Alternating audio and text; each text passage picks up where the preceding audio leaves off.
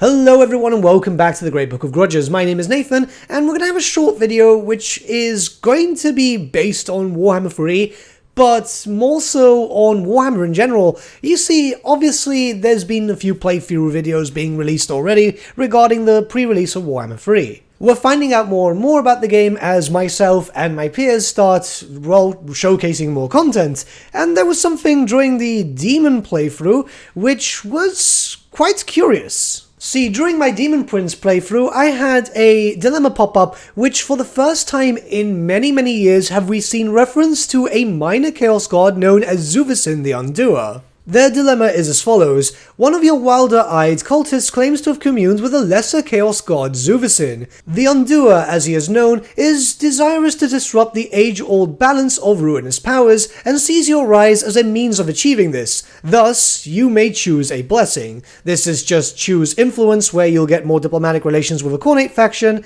and the other one which was choose insight, which I believe was focused around, getting more campaign line of sight, or hero action success chance. It's just the usual typical stuff. But why is this so important? Well, like I said, this is a minor chaos god and we've not seen these for a long time. For context, Zuvesun and Necoho the Doubter, two lesser chaos gods, were brought into canon many years ago when Malal, the chaos god of unbelief, had to be taken out of the pantheon because of copyright issues and so on. So with that, Malal was replaced by Zuvesun the Undoer and Necoho the Doubter. Now, a lot of people will just say that, oh no, this is just some sort of throwback, a little bit of an Easter egg and so on. However, this seems to be something a little bit more if we go by stuff with Age of Sigmar and some other stuff, because at most recent times, it looks like Games Workshop are trying to bring back the old minor Chaos Gods. Remember that it wasn't always the four Chaos Gods. In fact, in Warhammer Fantasy, in one of the earlier books, the main gods were actually a different pantheon, with Malal being one of the main actual godheads. It wasn't just the four that you know of, it was actually just three at the very beginning, and that obviously changed as they evolved a bit more from the Moorcock stuff and all that. And now we have a mention of Zuvesun, which to me is really exciting, as obviously these are very minor deities. There's not a lot that we actually know about them. In fact, I believe in most cases when it comes to Warhammer Fantasy, they were only around for the RPG of the first edition, and I believe that was only in Something's Rotten in Kislev. This is just for Warhammer Fantasy. They've both since been mentioned. Well, one of them more so than the other in regards to Age of Sigmar, but we'll get to that in a second. So who are the two missing minor chaos gods that are so mysterious? Well, the one that's mentioned here is Zuvesun the Undoer. He is the chaos god of destruction, undoing the things that others have done or seek to do. Essentially, he kills the motivation or pretty much anything that you get done. As a chaos god, he's very much unknown, mainly because, well, he doesn't really have a lot of temples. We don't know exactly how many followers he has, but it is known that he will upset literally anyone as long as they are fairly destructive in mind and nature, and he's very known to be what's considered a renegade chaos god. Once again, the whole aspect of replacing Malal. That's pretty much everything. There is a temple within Kislev, but again, there have been speculations towards other temples across the world, but he's so minor, we don't actually know his strength. However, he is very weak compared to the other four Chaos powers. He has been known to help, say for example, Khorne, Slaanesh, Tzeentch, or Nurgle when they're fighting amongst each other through the Great Game, but he's not very active in the Great Game, and that's pretty much the same case when it comes to the second missing Chaos God, which is that of Necoho the Doubter, who as a deity makes no complete sense. He is a paradox as his own. Zuvesun at least makes sense. You know, he's out there to destroy people's motivation. He's out there to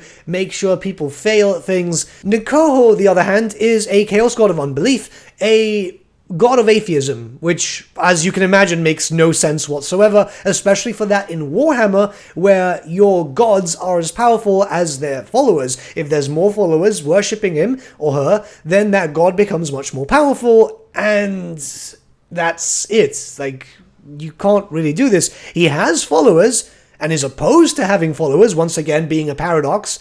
It makes no sense whatsoever. Unlike the other Chaos Gods, Zuvesun included, Necoho has no symbol.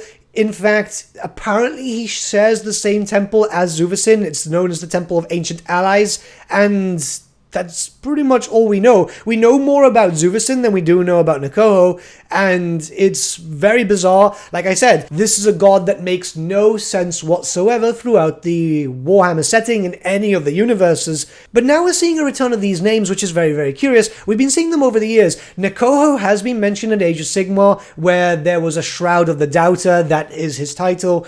Then Zuvesun was mentioned very briefly by a character called Zuvesun, who is a Chaos worshipper, but he only worships a minor Chaos god. We know that Age of Sigmar has been trying to bring more Chaos gods into the field. I believe Morga, the Shadowgave, is now some sort of beast god there too.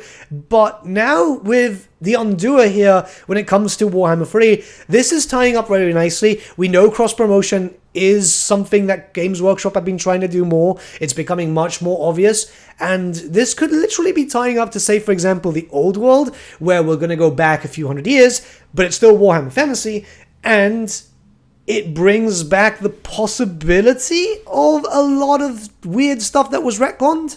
Keep in mind that we know that Games Workshop have been hinting towards, say, for example, centaurs and half-orcs and so on for Old World, and now we've started to notice some mentions towards Zuvesun, and I'm really curious. I'm really, really curious, because the return of old gods would then bring the original type of feel that they wanted for the Chaos Pantheon, where they wanted many different Chaos gods. We had a lot of them established, but the problem is, obviously, there was not time. Let's also admit that Games Workshop were pretty lazy when it came to fleshing out other stuff, so I'm really confused. Obviously, I did mention this in the video, and yesterday during Lawbeards, I did talk about it quite heavily, but this is something that I wanted to bring as a discussion because it's so very obscure in the lore. Like, a lot of people, unless you played very early editions or like to go back into older stuff like I do, a lot of people wouldn't even know these gods even existed. There's obviously a collaboration between Games Workshop and Creative Assembly for Warhammer 3. I know a lot of people say, oh yeah, you know, this is just this is just that. But keep in mind, when something like this has to happen, especially when it goes into very old copyrights, stuff like this needs to be approved by Games Workshop, especially since the writer of these gods is still there. It's Graham Davis. I believe I'm pronouncing his name correctly. It's the Welsh version and it confuses me. He's still very much writing Warhammer Fantasy canon for the Warhammer Fantasy roleplay series, and that seems to be a new way that we're getting more official canon for Warhammer Fantasy. We've noticed some stuff from that series coming into Total War Warhammer, so there is a link, there is a definite link. Now, let's be very straightforward here. I don't know if we'll ever see anything in, like, relation to Zuvesun or Necoho in Warhammer 3, unless they do, like, a minor Chaos faction pack, which would be really cool, but I really doubt it. This also depends if they want to do a link up with Old World, which I'm assuming Games Workshop would want to do, if it's the case that we're going to get something Necoho and Zuvesun related, which again would be awesome. I would really love to see a fleshing out of the Chaos Pantheon, but I don't know. It's just, obviously, this is something that is amazing to me, mainly because it's such a unknown deity. Maybe this is just an Easter egg, but for me, this is important. Easter egg or not, I just love the idea of getting mentions of old deities like this and speculating on the future. I love the older lore. The older lore's got some really interesting bits about all the different Chaos gods, and obviously I don't imagine that we'll ever see Malal ever again, mainly because of the, well, situation with the copyright and so on. But this is doable. Zuvesun and Necoho are very much able to come back. The same as, say, for example, the Screaming Godchild, which we've covered in a different video. Like, just going full ham for 1 second speculation-wise, imagine a minor Chaos God pack, either on Total War Warhammer or just in Warhammer the Old World, with maybe a new few types of demons, something around like the Demons of the Ruinstorm, which are very much demons undivided.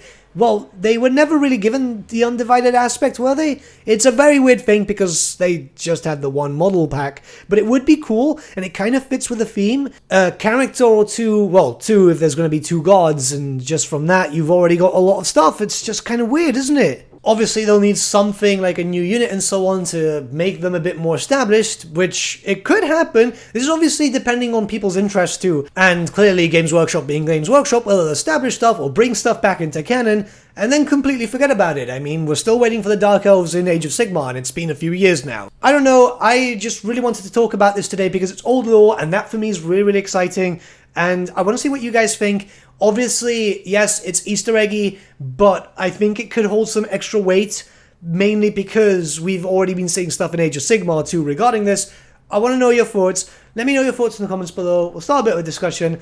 I'm just like really hyped up because I love this older like minor Chaos God stuff. I want a bigger Pantheon, and I think that would be really, really cool. But with that, my friends, we've come to the end of our video. Thank you so much for watching. If you did enjoy the video, might I suggest giving the video a like or even subscribing to the channel, as it really does help us out.